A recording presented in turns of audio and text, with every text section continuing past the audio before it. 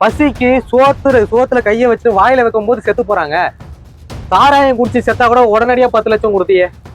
இந்த கொலை வந்து அரசு பண்ண கொலை. எதுக்கோ செலவு பண்றீங்க. சினிமாக்கு 500 கோடி ரூபாய் தூக்கி கொடுக்குறாரு, எல்லாருக்கும் செலவு பண்றாரு. ஏன் அந்த குடும்பத்துக்கு 1 கோடி ரூபாய் தூக்கி கொடு. தடை செய்யப்பட்ட பகுதி என்ன தடை செய்யப்பட்ட, ஸ்கூலுக்குள்ள என்ன தடை செய்யப்பட்ட பகுதி போர்டு வச்சிருக்கியா? ஆனா திருவள்ளூர் மாவட்டத்துல நீங்க பாத்தீங்கன்னா தெருவுக்கு தெரு 4 ஒயின் ஷாப் இருக்கு. ஆனா அரசு கல்லூரி இருக்கானா இல்ல. ஆனா அது திருவள்ளூர் மாவட்டத்துல ஏராளமான இன்ஜினியரிங் காலேஜ் இருக்கும். அந்த இன்ஜினியரிங் காலேஜ் திமுக காரன் தான் நடத்தி நிற்பான். ஆந்திரால இருந்து சரக்கு கடத்தப்பட்டு ஸ்டிக்கர் ஒட்டி விற்கிறது, 10 ரூபா பாட்டிலுக்கு ஏராளமான கிரைம் நடக்கும். இங்க இந்த சமூகத்தை திட்டமிட்டே குற்றவாளியை ஆக்கி போதைகளை கையில கொடுத்து இந்த இளைஞர்களுக்கு ஃபுல்லா வந்து சிறை நிரப்பும் வேலையை தான் பண்ணிட்டு இருக்காங்க. நாங்க படிக்கணும்னு கேட்கிறோம். அந்த குழந்தை படிக்கணும்னு தான் ஸ்கூலுக்கு வந்துச்சு. இந்த கொலையில கண்டிப்பா உயர் நீதிமன்றமும் சரி, மனித உரிமை ஆணையமும் சரி உடனடியா தலையிடணும். உங்க அப்பா வீட்டு காசியோ பாட்ட வீட்டு காசியோ எடுத்து கட்டுன்னு சொல்லல, எங்களோட வரி பணத்துல எடுத்து கட்டு அரசு பள்ளிகளை சீர் செய்ய பராமரி. அதை தான் நாங்க கேள்வி கேட்கிறோம். இலவசமா என்னது? என் பாக்கெட்ல இருக்கிறத உங்க பாக்கெட்ல சும்மா கொடுத்தாதான் இலவசம். நீ கொடுக்குற பணம் யாருது? வந்து நல்லாட்சியை நடத்துறேன்னா நீ வந்து முதல்ல பள்ளிகளை கல்லூரிகளை அரசு உடைமை ஆக்குறதுக்கான வேலையை பாருங்க. அதான் கவர்மெண்ட் வேலையை கொடுக்குறாங்கல்ல, அதுதான் காம்ப்ரமைஸ். அவனுக்கு நான் கவர்மெண்ட் வேலை ஆகிறதுக்கு என் குழந்தைய சாவடிக்கணுமா நானு? தோழர், திருத்தணியில் பள்ளி சுவர் இடிஞ்சு விழுந்து அரசு மாணவன் 13 வயசு மாணவன் மோகித் இறந்திருக்கிறான். ஸோ முதல் கட்டமாக உங்களோட பார்வை.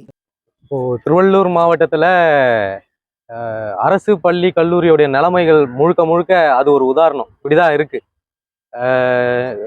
ஒரு 5 ஆண்டுகளுக்கு முன்னாடி ஒரு 2 காலேஜ் வந்து அரசு கல்லூரி வந்து இப்போ திருவள்ளூர் மாவட்டத்துல இருந்தது. ஆனா இன்னைக்கு அந்த 2மே என்னடான்னா அட்டனன்ஸா மாத்திருக்காங்க. அப்போ அரசு கல்லூரியோடைய நிலைமை சுத்தமா கிடையாது. அரசு பள்ளியோட நிலைமையும் இப்படிதான். எல்லாமே என்னடா இடிந்து விழும் சூழ்நிலையில பராமரிப்பற்ற தன்மையா இப்படி இருக்கவே பெற்றோர்களுக்கு என்ன சிந்தனை வரும்னா, பாதுகாப்பற்ற இந்த சூழல்ல இந்த அரசு பள்ளிகளை படிக்கிறத விட பாதுகாப்பான பணத்தை கட்டியாவது நம்ம வந்து பிரைவேட் ஸ்கூல்ல சேர்த்துலாமன்ற நிலைமைக்கு தள்ளப்படுது. இப்போ பள்ளி கல்வித்துறை என்ன பண்ணிட்டு இருக்காங்கன்ற கேள்வி வருது. நேற்று அந்த குழந்தையுடைய மரணம் என்பது இன்னைக்கு வந்து தமிழ்நாடே வந்து கண்ணீர் விட்டு அழக்கூடிய ஒரு நிலைமை, வேதனையான ஒரு விஷயம். அவன் வீட்டில் சாப்பிட வழி இல்லாம தான் ரேஷன் அரிசியை வந்து ஸ்கூல்ல போடுற மதிய உணவு திட்டத்துல வந்து சாப்பிட்ற சோறு துண்ண போறாங்க. சோறை வாங்கிட்டு வந்து உக்காடுறான் காம்பவுண்டுக்குள்ள தானே நடக்குது. நான் யோசிச்சு பாருங்களேன், வாயில சோறு எடுத்து வைக்கும்போது அவன் உயிர் போச்சுன்றது வந்து ஏற்க முடியாத ஒரு பாவச் செயல். இதை விட ஒரு பாவம் வந்து இந்த நாட்டுல நடக்கணுமா? இவ்வளவு மோசமான ஒரு பாவம். ஒருத்தன் பசிக்கு சோத்துல கையை வச்சு வாயில வைக்கும் போது செத்து போறாங்க. எவ்வளவு அசிங்காது, இந்த கவர்மெண்ட்டுக்கு எவ்வளவு அசிங்காது. அப்போ இதையெல்லாம் வந்து பள்ளி கல்வித்துறை எல்லாம் பார்த்துன்னு தான் இருப்பாங்க, வேடிக்கை தான் பார்ப்பான்னு பார்த்தா பார்த்துன்னு தான் இருக்கிறாங்க. சரி, பாதிக்கப்பட்ட உடனே யாரை தண்டிக்கணும்ன்ற ஒரு விஷயம் இருக்குல்ல, இவங்க என்ன பண்றாங்க, நேரா போயிட்டு அந்த ஸ்கூல் ஹெட்மாஸ்டர் வந்து தண்டிக்கிறாங்க. அப்போ ஹெட்மாஸ்டர் தண்டிக்க கூடாதுலாம் இல்லை, அவங்க கிட்ட வந்து கேள்வி இருக்கு. நீ இத்தனை நாள் வேலைக்கு வர்றீங்க, மாச சம்பளம் வாங்குறீங்க, அரசு ஊழியர் சம்பளம் வாங்குறீங்க, கண் எதெல்லாம் காம்பவுண்ட் இடிந்து விழுற நிலைமையில இருக்குது. இது குறித்து வந்து பெற்றோர் ஆசிரியர் மீட்டிங்ல வந்து பெற்றோர்களே நிறைய தடவை வந்து கேள்வி எழுப்பியிருக்கிறாங்க, பொறுப்பாளர்கள் கேள்வி எழுப்பியிருக்காங்க, பழுது பார்க்கணும்னு சொல்லி இருக்கிறாங்க. இதை வலியுறுத்தி இவங்க என்னென்ன நடவடிக்கைகள்லாம் எடுத்தாங்கன்ற ஒரு கேள்வி இருக்கு. அதன் அடிப்படையில அவங்க மேல தண்டிக்கப்படணும்னா தண்டிக்கப்படணும். ஆனா இது போன்ற குழந்தைகளுடைய பாதுகாப்பு குறித்தான விஷயங்கள்ல சட்டம் என்ன சொல்லுது, ஆர்டிகல் 21 என்ன சொல்லுது, குழந்தை பாதுகாப்பு உரிமையில ஃபண்டமெண்டல் ரைட்ஸ் அடிப்படை உரிமையா கணக்கெடுத்து ஒரு குழந்தை வந்து கட்டிடம் இடிந்து உழுதுன்னா அதோடைய முழு பொறுப்பும் அரசு அதிகாரிகளையே சாரும் அப்படின்னு சொல்லுது. முக்கியமா நீங்க இதை வந்து என்னடான்னா, இதை வடிவமைத்த இந்த அரசு பள்ளியை வடிவமைத்த ஆர்கிடெக்ட் யாரு? பிடபிள்யூடியோட பணி என்ன? பராமரிக்கிற பணி பிடபிள்யூடி. அது கட்டிடத்தை வடிவமைக்கிறது, கட்டி கொடுக்கறது, பராமரிக்கிறது எல்லாமே பிடபிள்யூடியோட பணி. பிடபிள்யூடி என்ன பண்ணுது, சிபிடபிள்யூடி என்ன பண்ணுதுன்ற ஒரு கேள்வி இருக்குல்ல. இப்போ நீங்க ஆர்கிடெக்ட்னா கூட இங்க பிரைவேட்ல முடிச்சுட்டு சுத்துற ஏராளமான ஆர்கிடெக்ட் இருக்காங்க. ஆனா அரசு பள்ளியை கட்டணும்னா சிஓஏன்னு சட்டப்படியா ஒரு பர்மிஷன் ஒன்று வாங்கணும். அப்ப சிஏஓன்ற ஆர்கிடெக்ட் தான் இதை வடிவமைத்து தரணும். அப்ப அந்த சிஏஓ அதிகாரி ஆர்கிடெக்ட் யாரு, பிடபிள்யூ அதிகாரி யாரு என்றத வரையறுத்து அவங்க மேலதான் ஏ1 டிக்ளேர் பண்ணி வழக்கு பண்ணணும். ஆனா இங்க என்ன நடக்குதுன்னா, இந்த வழக்கை திசை மாத்துறதுக்கு நாங்க உடனடியா நடவடிக்கை எடுத்துட்டோம் அப்படின்னு சொல்லிட்டு பள்ளி கல்வித்துறை அமைச்சர் அன்பில் மகேஷ் வந்து என்ன பண்றாரு, திசை மாத்திர வேலையும் மடைமாத்திர வேலையை தான் இதை பண்ணிக்கிட்டு இருக்காரு. ஆனா நாங்க என்ன கேட்கிறோம்னா, இதுக்கு சம்பந்தப்பட்ட அரசு ஊழியர்கள் இதுல வந்து தண்டிக்கப்படணும். அப்போ இதுக்காக ஒதுக்கீடுபட்ட பணங்கள்லாம் எங்க போச்சுன்னு ஒரு கேள்வி இருக்குது. ஒரு குழந்தை இறந்த உடனே 3 லட்சம் ரூபாய் அறிவிக்கிறேன்றாரு முதலமைச்சர். அதுக்கப்புறம் 5 லட்சம்ன்றாங்க. அதுக்கப்புறம் சில அமைப்புகள் பட்டியலின சமூக சார்ந்த அமைப்புகள்லாம் வந்து போராடும் போது 15 லட்சம்னு. நான் என்ன கேள்வி கேட்கறேன்னா, 3 லட்சம் 5 லட்சம் நீங்க டிக்ளேர் பண்றீங்கல்ல, சாராயம் குடிச்சு செத்தா கூட உடனடியா 10 லட்சம் கொடுத்தியே கள்ளக்குறிச்சியில. இந்த கொலை வந்து அரசு பண்ண கொலை, இது அரசு கொலை அப்படிதான் நம்ம எடுத்துக்கணும். ஐபிசியில கூட 304 304A இதுதான் சொல்லுது, இது அரசு கொலை தான். ஒரு பள்ளிக்குள்ள கட்டிடத்துக்குள்ள ஒரு குழந்தை வந்து செத்து போகுதுன்னா அதிகாரிகளோட அலட்சியத்தினால தானே இந்த கொலை நடந்தது. அப்போ அது ரீதியான வழக்குகள் வந்து அவங்க மேல பாயணுன்றதும் நாங்க கேட்டுக்கிறோம். வெறும் 5 லட்சம் 10 லட்சம்ன்றது இல்ல, எதுக்கும் செலவு பண்றீங்க. சினிமாக்கு 500 கோடி ரூபாய் தூக்கி கொடுக்குறாரு, எல்லாருக்கும் செலவு பண்றாரு. ஏன் அந்த குடும்பத்துக்கு 1 கோடி ரூபாய் தூக்கி கொடு. ஏதோ இப்போ வெள்ளிச்சாரை போட்டு உட்காந்து கால் மேல கால் போட்டு உட்கார்றாருல, பெரியார் வழி வந்தவர்கள் என்ன பண்ணணும், இந்த கௌரவம்லாம் எனக்கு தேவையில்ல, இது அசிங்கம், இதை தூக்கி போடுங்கன்னு சொல்லணும்ல. உட்காந்துட்டு கால் மேல கால் போட தெரியுதுல, செலவு பண்ண தெரியுதுல்ல. 1 கோடி ரூபாய் தூக்கி கொடுங்க அந்த குடும்பத்துக்கு. என்ன குறைஞ்சிட்டு போறீங்க? இன்ன வரைக்குமே எல்லாரோடைய வீட்லயும் ஒரு குழந்தை செத்து போச்சுன்னு 13 வயசுங்க, அந்த குடும்பத்தோட எதிர்காலமே போச்சுங்க, தலைமுறையே அழிஞ்சிச்சுங்க. பள்ளி கல்வித்துறை அமைச்சர் என்ன சொல்றாருன்னா, அது தடை செய்யப்பட்ட பகுதி. இப்ப எதுக்காக ஓட்டு போடுறோம்? மற்ற ஆட்சி மாதிரி இது இருக்காது, இவங்க வந்து சமத்துவத்தை போதிப்பாங்க, நியாயமா நடந்துப்பாங்க அப்படின்றதுக்காக தானே இவங்களை தேர்ந்தெடுத்து வர வச்சோம். ஆனா நீங்க சமீபத்துல பாத்தீங்கன்னா, யாரு பாதிக்கப்படுறாங்களோ, பாதிக்கப்பட்டவர் வழக்கு கொடுத்தா அந்த வழக்கு பாதிக்கப்பட்டவர் மீதே திரும்பி வர்றதை வந்து நம்ம தொடர்ச்சியா பார்த்துக்கிட்டே இருக்கோம். எனக்குமே சொந்த அனுபவம் உண்டு. நான் ஒரு லோனை வாங்கிட்டு எனக்கு வந்த லோன் எங்கன்னு கேட்டா வேற ஒருத்தர் கொடுத்துட்டாரு பேங்க் மேனேஜர். அப்ப இங்க குற்றவாளி அவர் தான். ஆனா என்ன பண்றாங்க, பேங்க் மேனேஜர் ஒரு ஆளை விட்டு ரெடி பண்ணி ஒரு உமன் ஹராஸ்மெண்ட் கேஸ் என் மேல போடுறாங்க, அப்படியே திருப்புறாங்க. அப்போ இங்க ஒரு நியாயம் கூட கேட்க முடியல இந்த கவர்மெண்டால. ரொம்ப மோசமா, ரொம்ப மோசமா. இன்னைக்கு உயிர் பிரச்சனை, இப்ப அந்த குழந்தை குற்றவாளி ஆக்கிக்கிறாங்கல்ல. தடை செய்யப்பட்ட பகுதி என்ன தடை செய்யப்பட்ட, ஸ்கூலுக்குள்ள என்ன தடை செய்யப்பட்ட பகுதி போர்டு வச்சிருக்கியா? நாளைக்கு அந்த ஸ்கூலே தடை செய்யப்பட்டது, இந்த ஒரு மரணம் நடந்த ஸ்கூலை இழுத்து மூடுற வேலையை பார்ப்பார். இந்த ஆட்சியில எத்தனை ஸ்கூல், 1000க்கும் மேற்பட்ட ஸ்கூலை இழுத்து மூடியிருக்காங்க. திருவள்ளூர் மாவட்டம் மட்டும் நான் சொல்ல, திருவள்ளூர் தமிழ்நாடு முழுக்க நீங்க எந்த மாவட்டத்துனா கூட, நான் திருவள்ளூர் மாவட்டத்தை சார்ந்தவன். திருவள்ளூர் மாவட்டத்துல திருத்தணி ஆர்கேபேட்டை பகுதியில கொண்டபுரம்ன்ற கிராமத்துல இருக்கிற அரசு பள்ளியில இப்படி ஒரு சம்பவம் நடந்துச்சு. ஆனா திருவள்ளூர் மாவட்டத்துல நீங்க பாத்தீங்கன்னா தெருவுக்கு தெரு 4 ஒயின் ஷாப் இருக்கு, தெருவுக்கு தெரு 4 ஒயின் ஷாப் இருக்கு. ஆனா அரசு கல்லூரி இருக்கானா இல்ல. எல்என்ஜி காலேஜ்னு ஒண்ணு இருந்தது பொன்னேரியில, அதையும் அட்டனன்ஸா மாத்திட்டாங்க, தன்னாட்சி கல்லூரியா மாத்திட்டாங்க. அது ஒரு நீண்ட நெடிய வரலாறு கொண்ட கல்லூரி, அரசு கிட்ட இருந்து நகர்ந்து போகுது. ஆனா அது திருவள்ளூர் மாவட்டத்தில் ஏராளமான இன்ஜினியரிங் காலேஜ் இருக்கும். அந்த இன்ஜினியரிங் காலேஜ் திமுக காரன் தான் நடத்தி நிற்பான், திமுக மாவட்ட செயலாளர். நான் ஏன் கட்சி பேர் சொல்றேன்னா, நீங்க போயிட்டு ஆய்வு பண்ணுங்க, ஆமாவா இல்லைன்னு உங்களுக்கு தெரியும். ஏராளமான இன்ஜினியரிங் காலேஜ் இருக்கும், பாலிடெக்னிக் காலேஜ் இருக்கும், பிரைவேட் காலேஜ் இருக்கும். முழுக்க பிரைவேட்டேஷனா மாத்திக்கிட்டே இருக்கிறாங்க. அப்போ உங்களால கல்வி கூட கொடுக்க முடியாதா? இல்ல, சாப்பாடு இல்லாம ரேஷன் அரிசி வாங்கி தின்ற நிலைமையில தான் நாங்க இருக்கிறோம், குழந்தைகள் இருக்குது. அப்போ எங்களால சாப்பிட்றதுக்கே வழியில போது படிக்கிறதுக்கு எப்படி செலவு பண்ண முடியும்? அப்ப அரசு பள்ளி எங்களுக்கு தேவையில்ல. அப்ப நாங்க ஸ்கூலுக்கு வந்தா சாவோன்னு நிலைமை இருந்தா எங்க பெற்றோர்கள் எப்படி குழந்தைய எத்தனை போயிட்டு சேர்ப்பாங்க? அதற்கு தான் காலை உணவு திட்டத்தை எல்லாம் கொண்டு வந்தாங்க முதலமைச்சர். ஆமா, அப்ப பில்டிங் எரிஞ்சு வந்துடும். அப்புறம் குழந்தை வந்து தடை செய்யப்பட்ட கிளாஸ்ல உட்கார்ந்து இருந்தாரு, அதனால அந்த பில்டிங் சின்ன ஒரு அறிவிப்பு வைப்பாங்க. எதுக்கு? இதெல்லாம் ரொம்ப மோசமான இரக்கமற்ற. 1000க்கும் மேற்பட்ட பள்ளிகள் மூடினதா சொல்றீங்க. அவங்க என்ன சொல்றாங்க அரசு தரப்புலன்னா, பிறப்பு விகிதம் வந்து அந்த பகுதியில குறைவாக இருக்குது, அதனாலதான் மாணவர்களுடைய சேர்க்கை குறைவாக இருக்குன்றதா சொல்றாங்க. இது வந்து அதான் முழு பூசணிக்காவை சோத்துக்குள்ள மறைக்கிற கதையா இருக்கிறதுலயே. தமிழ்நாட்டுல பெரிய மாவட்டம் திருவள்ளூர் மாவட்டம் தான், பெரிய மாவட்டம். இங்க இருந்து அம்பத்தூர்ல தொடங்கி அந்த பக்கம் ஊத்துக்கோட்டை வரைக்கும், ஆந்திரா பார்டர் வரைக்குமே இருக்கிற சென்னை, திருவள்ளூர் 4ஆ கூறுப்பட்டதான் சென்னை. அவ்வளோ பெரிய மாவட்டத்துல பிறப்பு விகிதம் கம்மியா இருக்கு. என்ன கணக்கு பாருங்க, இதெல்லாம் ரொம்ப ஏமாற்று. அதான் சொல்றேனே, தெருவுக்கு தெரு ஒயின் ஷாப் இருக்குது. ஆனா இங்க அரசு பள்ளியும் அரசு கல்லூரியும் நிலைமை இப்படிதான் இருக்குது. அப்போ இந்த அரசாங்கம் எங்களை படிக்க சொல்லுதா, குடிச்சு சீரழிய சொல்லுதா? மாற்றத்தை, சமத்துவத்தை விரும்புகின்ற பெரியார் வழி வந்த திராவிட கழகம் இங்க என்ன பண்ணிட்டு இருக்குன்ற ஒரு கேள்வியும் இருக்குல்ல. இன்னைக்கு ஒரு குழந்தை செத்து போச்சுன்றதுனால இன்னைக்கு வந்து இவ்வளவு ஆதகமா இன்னைக்கு வந்து பேசிட்டு இருக்கிறோம். ஆனா நீங்க இந்த அரசு பள்ளியை பாதுகாக்காம பராமரிக்காம ஆனா நீங்க தெருவுக்கு தெருவு பாத்தீங்கன்னா திருவள்ளூர் மாவட்டத்தை மட்டும் இல்ல, சென்னையை கூட எடுத்துங்க, நீங்க எல்லா மாவட்டங்கள்லயுமே தெருவுக்கு 4 ஒயின் ஷாப் இருக்கு. தெருவுக்கு 4 ஒயின் ஷாப். அதுக்கு பின்னாடி நடக்கிற கிரைம் எக்கச்சக்கமான கிரைம். ஆந்திரால இருந்து சரக்கு கடத்தப்பட்டு ஸ்டிக்கர் ஒட்டி விற்கிறது, 10 ரூபா பாட்டிலுக்கு ஏராளமான கிரைம் நடக்கும் அந்த இதுக்குள்ள. இப்போ அதெல்லாமே சீரும் செழிப்பமா நடந்துகிட்டு தான் இருக்குது. ஆனா நாங்க குழந்தைகள் படிக்க வேண்டிய அரசு பள்ளியை பாடுறாங்கன்னா பில்டிங் இடிஞ்சு வந்து காம்பவுண்ட் சுவர் இடிஞ்சு வந்து சாகுற நிலைமையில இருக்கு. அப்போ இதெல்லாமே முதல்வர் கவனத்துக்கு கொண்டு வரணும். உடனடியா 3 லட்சம் ரூபாய் கொடுத்தா அந்த 3 லட்ச ரூபாய் அந்த குடும்பம் வந்து செழிப்பாயிடுமா? 1 கோடி ரூபாய் அறிவிங்க, என்ன குறைஞ்சிட்டு போறீங்க நீங்க? 1 கோடி ரூபாய் கொடுத்தா உங்க கட்சி திவால் ஆயிடுமா? இந்த தவறை இனி நடக்கக்கூடாதுன்னு சொல்லிட்டு அந்த குடும்பத்துக்கான தேவையான நஷ்டஈடை நீங்க வந்து கொடுக்கும். இது நான் கேட்கிற கோரிக்கையில சட்டமே இதுதான் சொல்லுது. ஏராளமான தீர்ப்புகள் எத்தனையோ அரசு பள்ளிகள்ல கட்டிடங்கள் விழுந்து இது மாதிரி நடந்திருக்கு. முன்னாடி நடந்த தீர்ப்புகள்லாம் எடுத்து பார்த்தோம்னா இந்த நஷ்டஈடை அரசு பொறுப்பே இருக்கணும். அவங்களுக்கு ஒரே நஷ்டஈடு கொடுக்கணும். சம்பந்தப்பட்ட அரசு அதிகாரிகளை தான் முதல் குற்றவாளியா நீங்க நிக்க வைக்கணும். அப்ப திசை மாற்ற வேலைகளை வந்து அன்பின் மகேஷ் வந்து அதை கைவிடணும். அதனாலதான் ஒரு கவர்மெண்ட் ஜாப் கொடுக்குறாங்க, 5 லட்சம் ரூபாய் அனௌன்ஸ்மெண்ட் பண்ணிருக்காங்க. அதுதான் சொல்றேன், 5 லட்சம் ரூபாய்ன்றது வந்து அது ஒரு நஷ்டஈடு தொகையே கிடையாதுங்க. கள்ளச்சாராயம் குடிச்சா 10 லட்சம்.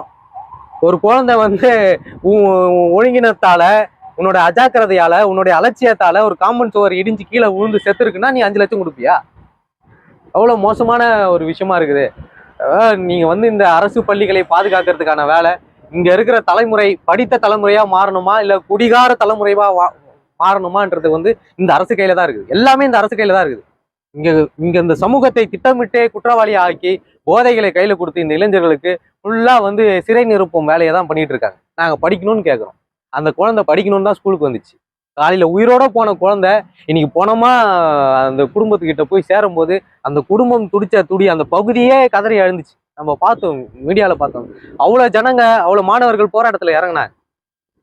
இந்த நிலைமைக்கு முழுக்க முழுக்க காரணம் அரசு அதிகாரிகளும் இந்த ஆட்சியும் தான். நீங்க எல்லாம் வாங்கி குடிங்கன்னு அரசாங்கம் சொல்லல. ஆமா, அரசு சொல்லாது.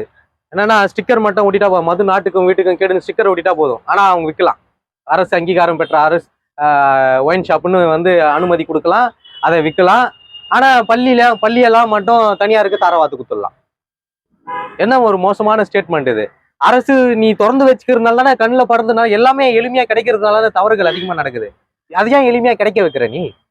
அப்போ அரசுக்கும் இதுக்கும் சம்பந்தம் இல்லை அப்படின்ற ஒரு கேள்வியை வந்து நம்ம முன்வைக்க, முழுக்க முழுக்க காரணமே அரசு தான். திட்டா ஆர்டர் போடு, கடினமாக்கு. பக்கத்து மாநிலத்தை போயிட்டு வாங்கி குடிக்கிறாங்கன்னா எண்ணிக்கை குறையும்ல. எல்லாருமே நான் நடைய கட்டின்னு ஓடுவாங்கன்னு நினைக்கிறீங்களா? ஒரு மாணவி வந்துட்டு முதலிடம் படிக்கிறான்னு வச்சுக்கோங்களேன், அது எந்த துறையாக இருந்தாலும் சரி, ஒரு மாணவி முதலிடம் படிச்சா, அதுவும் அவ வந்து கவர்மெண்ட் ஸ்கூல்ல படிச்சான்னா அதுக்கான அங்கீகாரத்தை கவர்மெண்டே கூப்பிட்டு கொடுத்துட்றாங்க. மேடையில ஒரு பாராட்டு விழா நடத்துறாங்க, அவளுக்கு தேவையான அந்த உதவியெல்லாம் வந்து பண்றாங்க. ஆனா ஒரு குழந்தை வந்து சாகும் பொழுது குழந்தை தரப்புல வந்து அதை திசை திருப்புறது எப்படி பாக்குறோம்? மூடி மறைக்கிறது. அதான் மூடி மறைக்கிறதுக்கான வேலை தான். அப்போ நாங்க வெற்றி பெற்று ஜெயிச்சா மட்டும் என்ன தூக்கி கொண்டாடுவேன். என்னுடைய வெற்றிக்கும் என்னோட உழைப்புக்கும் நீ உறுதுணையா இருக்கவே மாட்டேன். ஆனா உன்னால நான் நாசமா போறதும், உன்னால நான் இறந்து போறதும், செத்து போறதும் மூடி மறைப்பேன். இது எவ்வளவு ஒரு மோசமான மனித நேயமற்ற செயல்னு பாருங்களேன். அப்போ இந்த கொலையில கண்டிப்பா உயர் நீதிமன்றமும் சரி, மனித உரிமை ஆணையமும் சரி உடனடியா தலையிடணும். தாமாக முன் வந்து வழக்கு எடுக்கணும்.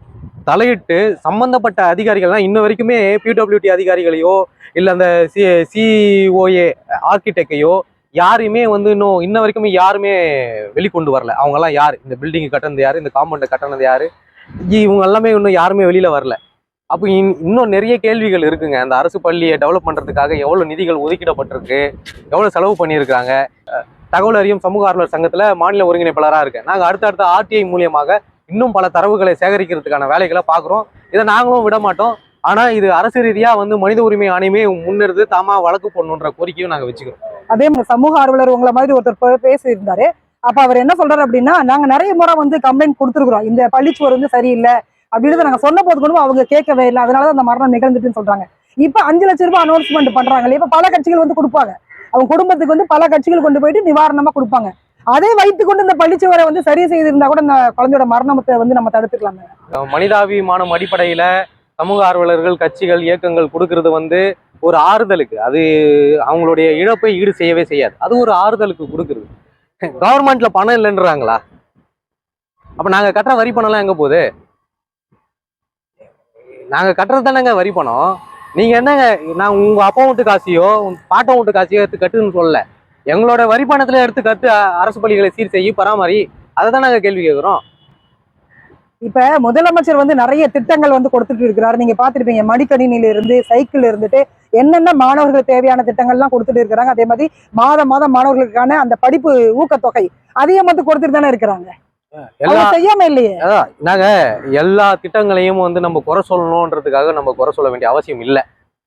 சில திட்டங்களை வரவேற்கணும்னா வரவேற்கணும் தான். ஆனா இதே இப்போ இன்னைக்கு இருக்கிற இதே முதலமைச்சர் தான் இதுக்கு முன்னாடி அம்மையார் வந்து இலவசங்களை கொடுக்கும்போது இலவசங்கள் மக்கள் ஏற்பதில்லை, அதை விரும்பவில்லை.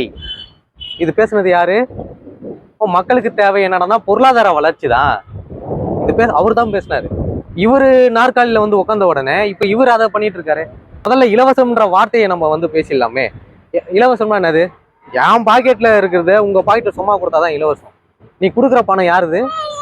மக்களோட வரி பணம். அது எப்படி நீங்க இலவசம் பண்ணுவீங்க? இலவசம்ன்றத வார்த்தை வேணும். மக்களுடைய வரி பணத்தை மக்களுக்கு செய்யறது எப்படி இலவசமாகுன்ற அதுலயுமே நம்ம ஒரு தெளிவை பெற்றுடணும். அதனால நலத்திட்டங்களை வரவேற்கிறது, மாணவர்களுடைய வளர்ச்சிக்காகவும் கல்விக்காகவும் நீங்க நலத்திட்டங்கள் செய்யறீங்க, லேப்டாப் கொடுக்குறீங்க, இல்ல தூரத்துல இருந்து வர குழந்தைகள் பள்ளிக்கு வர முடியலன்னா சைக்கிள் கொடுக்கறதுனால பள்ளிக்கு வர இயலுதுன்னா அதெல்லாமே நம்ம வரவேற்கிறோம். அதை நீங்க இலவசம் எல்லாம் சொல்லாதீங்க. நாங்க மேலும் என்னன்னா தனியார் கல்லூரிகளை அழித்து ஒழித்து அரசு பள்ளிகளை பாதுகாத்திடுன்றதுதான் கேட்கிறோம். அரசு பள்ளியை பாதுகாத்திடு. இன்னைக்கு இது வந்து ஏதோ சாதாரண விஷயமா போய் முடியாதுங்க. இதனால பல பெற்றோர்கள் அதிர்ச்சியில உட்கார்ந்துட்டு இருக்காங்க. நாளைக்கு எப்படி அரசு பள்ளியில எடுத்துன்னு வந்து குழந்தைய சேர்ப்பான்? இந்த கேள்வி இருக்குல்ல. முதல்வர் வந்து என்ன சொல்றாங்கன்னா, கல்வியை பொறுத்த வரைக்கும் மற்ற நாடுகளுக்கு நாம வந்து ஒரு முன் உதாரணமா இருக்கிறோம், கல்வியில மிகச்சிறந்த ஒரு நாடு எதுன்னா தமிழ்நாடு தான் அப்படின்றத சொல்றாங்க. போய் கியூபாவை போய் பார்க்க சொல்லுங்க, வடகொரியாவை போய் பார்க்க சொல்லுங்க, ரஷ்யாவை போய் பார்க்க சொல்லுங்க, பின்லாண்டை போய் பார்க்க சொல்லுங்க. நாங்கெல்லாம் தனியார் கல்லூரி வச்சு நடத்திட்டு இருக்காங்களான்னு போய் பார்க்க சொல்லுங்க. பல நாடுகள்ல இன்னைக்கு வந்து அரசு இலவசமா வந்து அரசு எடுத்து எஜுகேஷனை நடத்தும் போது இன்னைக்கு நீ தாரவாத்து கொடுக்குற வேலையை தான் பார்த்துனுக்கிற தனியாருக்கு. இது ஒரு மிகப்பெரிய அரசியல். நான் வந்து நல்ல ஆட்சியை நடத்துறேன்னா நீ வந்து முதல்ல பள்ளிகளை கல்லூரிகளை அரசு உடைமை ஆக்குறதுக்கான வேலையை பாருங்க. இது மாதிரி ஒரு மரணங்களை தடுக்கிறதுக்கு நம்ம என்ன பண்ணணும்? கவர்மெண்ட் வந்து ஸ்ட்ரிக்டான ஆர்டர் பண்ணும். சம்பவம் நடந்த பிறகு ஓடி போயிட்டு இப்போ கலெக்டர் பிரதாப் வந்து போய் பாக்குறாரு. அதுக்குள்ள உங்க வேலை. இவ்வளவு நாள் ஆச்சுல வந்து எத்தனை அரசு பள்ளியை போயிட்டு பார்வையிட்டீங்க? இதுக்கு முன்னாடி சம்பவம் நடக்கிறதுக்கு முன்னாடி போயிட்டு ஆய்வு பண்ணுங்கன்னா செத்த பிறகு போயிட்டு காம்ப்ரமைஸுக்கு வாங்க, நாங்க வந்து பேச்சுவார்த்தை. என்னையா பேச்சுவார்த்தை நடத்தி நயா பண்ண போறீங்க? பேச்சுவார்த்தை நடத்தி அந்த குழந்தைய திருப்பி கொடுத்துருவீங்களா? குழந்தையுடைய பெற்றோர்கள் சைட்ல இருந்து நாங்க வைக்கிறோம்னு வச்சுக்கலாம் கேள்வியை. நீங்க பேச்சுவார்த்தையில என்ன கிழிச்சிட முடியும்? உங்க டியூட்டி தான் என்ன? இந்த மாவட்டத்தை ஆட்சி செய்வது தானே. உன் ஆட்சியோடைய பவிஷ்யம் எப்படி இருக்குதுன்னு சொல்லிடலாமா? கேவலமா தானே இருக்கு. ஒரு குழந்தை உயிர் போச்சு, நீ பொறுப்பாவியா? யார் பொறுப்பு? கலெக்டர் தானே பொறுப்பு. நீ ஒழுங்கா போயிட்டு ஒவ்வொரு ஸ்கூல்லையும் போயிட்டு நீ வந்து ஆய்வு பண்ணிருக்கீங்கன்னா பிடபிள்யூடியை கூப்பிட்டு வந்து என்ன பராமரிப்பு பண்ணிருக்கீங்கன்னு கேட்டிருந்தீங்கன்னா இன்னைக்கு அந்த குழந்தை செத்து இருக்குமா? இது திடீர்னு நடக்கல. ஏற்கனவே இதை பராமரிக்கணும்னு சொல்லி பல பேர் மனு கொடுத்தோம், நீ நடவடிக்கை எடுக்காம இருக்கிறிய. வெக்கக்கேடா இல்லையா? அசிங்கமா இல்லையா? மாவட்ட ஆட்சியாளர் எதுக்கு வந்து காம்ப்ரமைஸ் கூப்பிடுறாருங்க? நேற்று அந்த கூட்டத்துல பெற்றோர்களை உறவினர்கள் வாங்க நான் காம்ப்ரமைஸ் பண்ணி விடுறேன். என்ன காம்ப்ரமைஸ் பண்ணுவ? அதான் கவர்மெண்ட் வேலையை கொடுக்குறாங்கல்ல, அதுதான் காம்ப்ரமைஸ். அவனுக்கு நான் கவர்மெண்ட் வேலை ஆகிறதுக்கு என் குழந்தைய சாவடிக்கணுமா? நானு அநியாயமா இல்லையா? உங்களுக்குலாம் மனித தன்மையும் மனசாட்சியும் கொண்டு குவிச்சுக்கிட்டு இருக்காங்க. மக்கள் வந்து பாத்துக்கிட்டே இருப்பாங்க. ஒரு நாள் அது திசை மாறும் என்பதை ரொம்ப கவனமா. கட்டடத்தை கட்டுவது யாரு? இப்ப ரோடு கான்ட்ராக்ட் விடுற மாதிரி அதை கான்ட்ராக்ட் விடுவாங்க. நிறைய பேருக்கு அது தெரியாது. இல்ல அப்படி அரசு பள்ளியை வந்து கட்டணும்னா அதுக்கு வந்து பிடபிள்யூடி தான் பொறுப்பு. யாரும் வந்து கட்டிட முடியாது.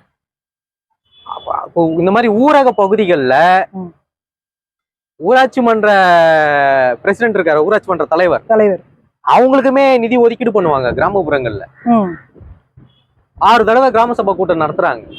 நம்ம பெற்றோர்கள் இருந்து சமூகர்கள் யார் வேணா கேள்வி கேட்கலாம். அதுக்கு ஃபண்ட் எல்லாம் ஒதுக்கீடு பண்ணுவாங்க. இப்போ சட்டமே என்ன சொல்லுதுன்னா, இந்த மாதிரி ஊரக பகுதிகளில் பள்ளி ஏதோ மதில்ச்சுவரோ இல்ல பள்ளி கட்டிடமோ இடிந்து விழுந்து ஒரு குழந்தையின் உயிர் போச்சானா ஊராட்சி மன்ற தலைவரும் பொறுப்பு. அவர் மீதும் வழக்கு போடலாம். விசாரணை அங்க இருந்து ஆரம்பிக்கணும். ஆமா, அவருமே தான் பொறுப்பு. இது நான் சொல்ல, சட்டம் சொல்லுது. இதுக்கு முன்னாடி இருந்த வழக்குகள்லாம் அவங்க பாதிக்கப்பட்டிருக்காங்க. இவங்க வந்து இவங்க மேலேயும் வந்து நம்ம அக்வசிஷன் பண்ணணும். அப்போ நீ உன்னுடைய பகுதியில வந்து இன்னும் ஒரு ஊராட்சி மன்ற செயலாளராக மக்கள் தேர்ந்தெடுத்திருக்காங்க. எத்தனை அந்த ஒரு கிராமத்துல வந்து 25,000 ஸ்கூல் இருக்கா? 45,000 ஸ்கூல் இருக்கா? இருக்கிற ஒரு ஸ்கூலோட நிலைமையும் பாக்குறதுக்கு வக்கு இல்லாம திராணி இல்லாம இன்னைக்கு ஒரு குழந்தை செத்து போய் கிடக்குதுன்னா நீ என்ன வேலை பார்த்துட்டு இருக்க? எதுக்கு உன்னை தேர்ந்தெடுத்தாங்க மக்கள்? இந்த கேள்வி இருக்குல்ல. ஓ, இந்த மாதிரி கட்டிடங்கள் வந்து கட்டுறாங்க அப்படின்னா அரசு தரப்புல இருந்து தான் நிறைய ஸ்ட்ரிக்டான ஆர்டரே இருக்கு. பிடபிள்யூடி வந்து மிக முக்கியமான பொறுப்பு. பிடபிள்யூடியும் சிபிடபிள்யூடியும் தான் பொறுப்பாகுது. இன்னொரு பக்கம் என்னன்னா, அந்த ஆர்கிடெக்ட் நான் முன்னாடியே சொன்ன மாதிரி எந்த ஆர்கிடெக்ட் வேணா வந்து வடிவமைத்து கொடுத்துட முடியாது. இப்படிதான் காம்பவுண்ட் கட்டணும், இப்படிதான் ஸ்கூல்ல கட்டணும் கொடுத்துட முடியாது. அதுக்கு வந்து சிஓஏன்ற வந்து கவர்மெண்ட் சட்டப்படி அரசு அங்கீகாரம் பெற்ற ஆர்கிடெக்ட். அது அரசு அங்கீகாரம் பெற்ற ஆர்கிடெக்ட் தான் வந்து அந்த கட்டிடத்தை வடிவமைக்கணும். இப்ப நாங்க கேள்வி என்னன்னா, அந்த ஆர்கிடெக்ட் யாரு, அந்த பிடபிள்யூடி அதிகாரிகள் யாரு, அந்த அரசு ஊழியர்கள்லாம் யாருன்ற கேள்வி இருக்குது. எத்தனை வருஷத்து பில்டிங் இது அப்படின்ற ஒரு கேள்வி இருக்கு. அப்ப ஒரு ஆண்டுக்கு ஒரு தடவை போயிட்டு பராமரிக்கணும்னு உனக்கு வந்து பயலா இருக்கும்போது நீ இத்தனை ஆண்டுகள் எத்தனை தடவை வந்து நீ பார்வையிட்டு இருக்கின்ற ஒரு கேள்வி இருக்கு. இங்க இந்த அரசு அதிகாரிகளுடைய வாங்கி தின்ற பழக்கமும் லஞ்சமும் ஊழமும் பெருத்திருப்பதனால் இன்னைக்கு ஒரு குழந்தை கொலை செய்யப்பட்டிருக்கிறான், அரசாலே கொலை செய்யப்பட்டிருக்கிறான், இவங்களுடைய அலட்சியத்தால் கொலை செய்யப்பட்டிருக்கிறான் அப்படி என்பதுதான் பொருள். யாரெல்லாம் விசாரிக்கணும் இந்த மரணத்தை பொறுத்த வரைக்கும்? இந்த மரணத்தை பொறுத்த வரைக்கும் இப்ப இவங்க 3 பேர் மேல வழக்கை திசை திருப்புறாங்கல்ல, இவங்களை பின்னாடி போடுங்க. முன்னாடி தூக்கிட்டு வர வேண்டிய ஆள் வந்து பிடபிள்யூடி அரசு ஊழியர்கள். அதுக்கப்புறம் அதை வடிவமைத்து கொடுத்த சிஓஏ. அதுக்கப்புறம் அந்த ஊரக பகுதியில பஞ்சாயத்து தலைவரா இருக்கிற பஞ்சாயத்து தலைவர், பிரசிடென்ட், அவருமே இதுக்கு பொறுப்பு. அதுக்கப்புறம் தான் நீங்க வந்து ஏமா நீ வந்து டெய்லி இந்த ஸ்கூலுக்கு வரைய, இது நீ பாக்கலையா, இதையா அவங்க கவனத்துக்கு கொண்டு வரவில்லை என்றால் யாரு, தலைமை ஆசிரியர் இவர்கள் கவனத்துக்கு கொண்டு வரலன்னா அவங்களும் பொறுப்பு. அதுக்கப்புறம் வரட்டும் மீதி எல்லாம் அடுத்த ஆள்லாம். முக்கியமா பாதிக்கப்பட வேண்டிய, கேள்வி கேட்க வேண்டியவர்கள், சட்டத்தால் தண்டிக்கப்பட வேண்டியவர்கள் இவர்கள் தான். மாவட்ட ஆட்சியர் வரமாட்டார். அதுல மாவட்ட ஆட்சியர் தான் பொறுப்பு. அரசு அதிகாரிகள் போது அவங்க எல்லாம் வந்துடுறாங்க. ஏன்னா நிறைய முறை மனு கொடுத்துருக்காங்க. ஆமா, இப்போ மாவட்ட ஆட்சியருமே அதுக்கு பதில் சொல்லிதான் ஆகணும்.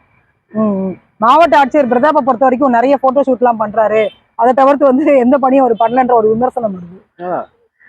அது மக்களுக்கு தெரியும். அதான் நான் கூட தான் அவர்கிட்ட வந்து ஒரு 7 தடவை மனு கொடுத்துட்டே இருந்தா டென்ஷன் ஆகிட்டு என்ன பண்றாருன்னா, நம்ம மேலேயே பிஎன்எஸ் 129 அமைச்சிடுறாரு.